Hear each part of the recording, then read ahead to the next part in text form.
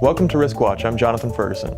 The CFPB recently published its Summer 2017 Supervisory Highlights, giving an overview of the Bureau's enforcement actions in recent months. One area getting considerable attention from the CFPB is debt collection. Ken Agle of AdvisX is here to point out some key takeaways about debt collection from the report. Ken? Thanks, Jonathan. Nothing seems to drive what regulators focus on more than what consumers complain about. The most complained about topic by consumers lately has been debt collection. So it follows that this is clearly an area you'll want to give plenty of attention to prior to your next examination. The Bureau pointed out 4 key areas of debt collection deficiencies. 1. Communication with consumers not associated with the debt. According to the Fair Debt Collection Practices Act, a debt collector cannot communicate with a person other than the responsible consumer in connection with debt collection without permission from the liable consumer. Examiners found that several debt collectors communicated with a non-financially responsible individual for the debt without the consumer's consent.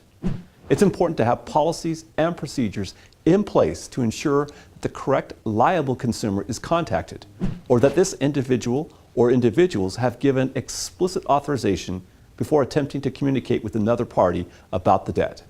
Number 2, deceptively implying that authorized users are responsible for the debt.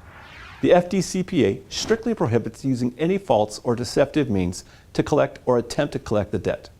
While this seems straightforward, several institutions got tripped up when it came to determining what constituted false or deceptive means. These institutions made the mistake of attempting to collect a debt directly from the authorized user of a credit card, even though the authorized user was not financially responsible for the debt.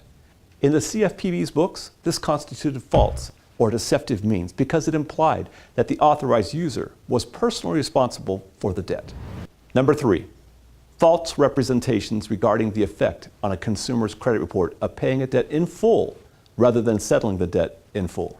This, like number 2, falls under the section of the FDCPA that prohibits using any false or deceptive means in collecting debt.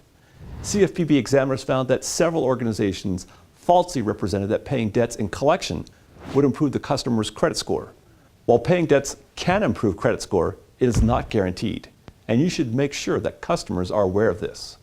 4th and last, communicating with consumers at a time known to be inconvenient. People don't like getting calls at strange times, especially from debt collectors. The FDCPA agrees. The rule states that debt collectors may not communicate with the consumer at any unusual time or place, or a time or place known to be inconvenient to the consumer. Most violations in this area were caused by auto dialers that based call parameters only on the consumer's area code and not on the consumer's last known address. For example, somebody moves to New York from LA but keeps their cell number.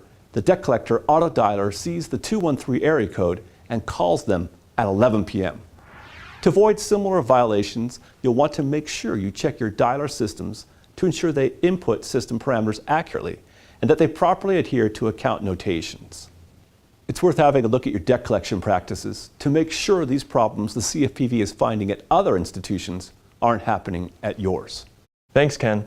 For more information on debt collection compliance or to contact Ken, please visit riskinbox.com/resources. I'm Jonathan Ferguson for Risk Watch. Thanks for watching.